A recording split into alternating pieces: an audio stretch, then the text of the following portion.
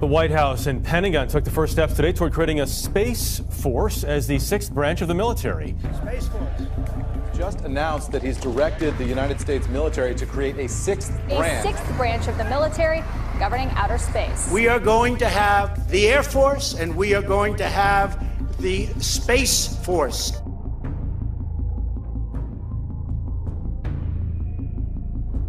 To having its own Space Force? Or do we actually need to start thinking about a big world war in the heavens? On the other hand, you have the Trump administration saying that for the first time since 1947, we're going to create a new branch of the military with a timetable.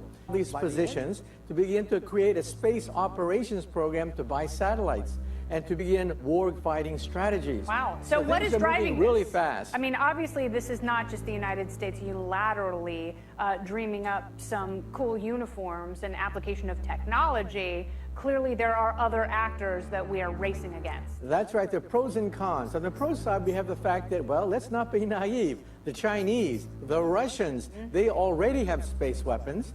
10 years ago, the Chinese blew one of their satellites right out of the sky, demonstrating killer satellite technology.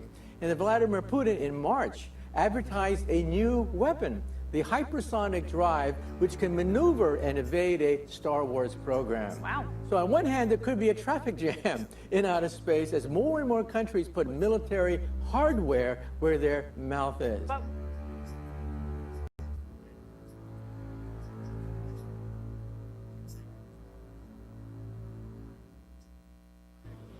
and while too often previous administrations all but neglected the growing security threats emerging in space, President Trump stated clearly and forcefully that space is, in his words, a war-fighting domain just like land and air and sea.